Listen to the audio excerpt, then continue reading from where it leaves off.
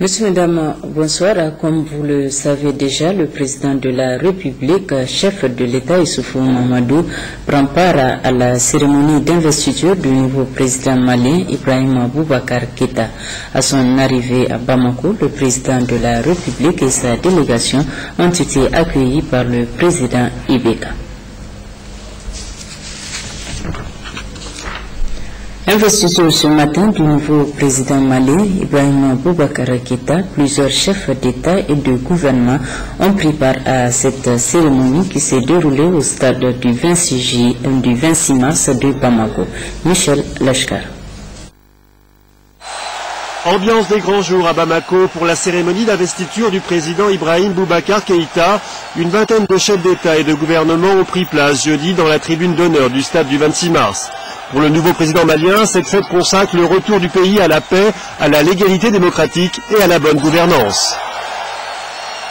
Je renouvelle ici mon serment de lutter de toutes mes forces contre la malgouvernance, la prédation de nos maigres ressources et la honteuse et criminelle corruption. Chaque centime peut améliorer l'accès à l'école, aux centres de santé et aux routes pour de multitudes de Maliennes et de Maliens qui ne demandent rien d'autre que de vivre en paix. Un événement rendu possible grâce à la solidarité des alliés africains et de la France, invités de marque de cette investiture. Une forme de remerciement pour tous ceux qui ont permis au Mali d'échapper au naufrage. François Hollande a salué l'action de l'ancien président de la transition, Diankhounda Traoré. La France est fière d'avoir contribué à cette victoire. La France, elle a répondu à l'appel de Diankhounda Traoré que je veux saluer, car s'il ne nous avait pas demandé secours, s'il n'y avait pas eu une autorité légitime pour appeler la France au nom des Nations Unies avec les Africains, aujourd'hui, ce seraient les terroristes qui seraient là, ici, à Bamako. Une fête populaire également. La journée avait été déclarée chômée et payée par le nouveau gouvernement. Une fête de la paix et de la démocratie retrouvée. Ouvert le 16 septembre dernier, les travaux de la deuxième session ordinaire au titre de l'année 2013 du Conseil économique, social et culturel se poursuivent activement au Palais des Congrès. Ainsi, après examen des textes, les conseillers ont procédé à l'adoption du règlement intérieur de l'institution et ont entendu des comptes rendus des différentes missions effectuées en Afrique et en Europe. Le point des travaux avec le conseiller Sadou. Nous avons adopté un ordre du jour et c'est cet ordre du jour que nous sommes en train de décliner. Nous sommes au 3e jour. Nous avons, entre autres, déjà passé en revue le projet de règlement intérieur. Vous savez, le règlement intérieur, c'est la base même, c'est le fondement de tout travail qui doit être organisé au sein de cette institution. Nous avons, pendant ces 3 jours, eu à débattre de ce règlement intérieur. Ça a suscité des débats houleux parfois, mais c'était très intéressant parce que nous sommes en démocratie et on ne peut pas faire digérer ou ingurgiter, n'est-ce pas, un document à 95 conseillers comme ça de manière autoritaire ou j'allais dire de manière en tout cas non démocratique. Tout un chacun a eu à se prononcer sur ce règlement intérieur et il vient d'être adopté avec beaucoup d'amendements utiles. Nous avons également examiner et écouter, j'allais dire, un certain nombre de comptes rendus des missions extérieures que le CESOG, à travers certains de ses responsables, a eu à entreprendre à l'extérieur du Niger pour faire connaître le CESOG nigérien, pour analyser, étudier, initier des partenariats avec des CESOG des autres pays, de manière à ouvrir le Niger davantage. Le CESOG, en tant qu'assemblée consultative, est aussi une autre type de diplomatie pour le Niger. Donc nous avons écouté des missions qui ont été effectuées en France, à Paris, en Grèce à Athènes, en Algérie à Alger et à Cotonou tout près au Bénin. ces différentes missions nous ont fait un compte rendu qui était vraiment, j'allais dire, très enrichissant pour les uns et pour les autres.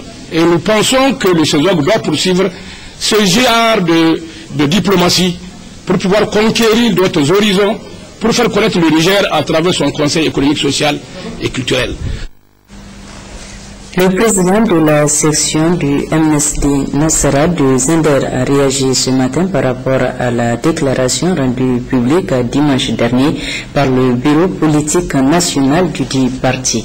Alma Oumarou a appelé les membres du parti politique MSD Nassara à la sérénité et à un dialogue sain et équitable. Je vous propose de suivre un extrait de son intervention avant de le retrouver en partie magazine de cette édition.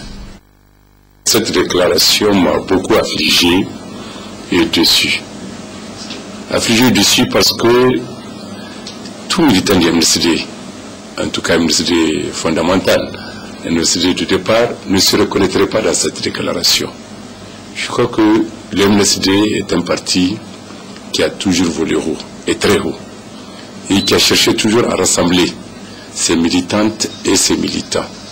De ce fait, jamais le MNCD n'a rassemblé autant de médias, rien que pour s'en prendre à ses militantes et à ses militantes. Je crois qu'un parti, n'importe lequel, et à force sur le MNCD, qui est un des plus grands du Niger, se doit plutôt, s'il y a des problèmes qui se posent, chercher à recoller les morceaux cassés, non pas à distendre tous les jours les relations. Je crois que l'objectif poursuivi est affligeant dans la méthode. Parce qu'un parti comme le MNCD, dire qu'il a pris une décision souverainement et qu'il peut la remettre à tout instant en cause, cela relève de l'inconséquence et de l'irresponsabilité. Un parti qui prend sa décision, ça veut dire qu'il l'a mûri. Il l'a mûri. D'autant plus que la décision a été prise le 25 juillet 2013 à l'unanimité des membres du bureau politique. Une seule voix était discordante, mais elle s'y était rangée. Donc j'ai dit à l'unanimité. Dès lors, et devant tous les grands témoins du parti, notamment le président d'honneur du parti, l'ancien premier ministre Mohamed Oumarou, et la salle était pleine à craquer. Jamais, même pendant les périodes de congrès, nous n'avons enregistré autant de participants. J'invite le président à un débat serein pour que nous nous expliquions vis-à-vis de nos militantes et de nos militants et de la nation nigérienne. Oui, Alma Oumarou, que vous retrouverez en partie magazine de cette édition.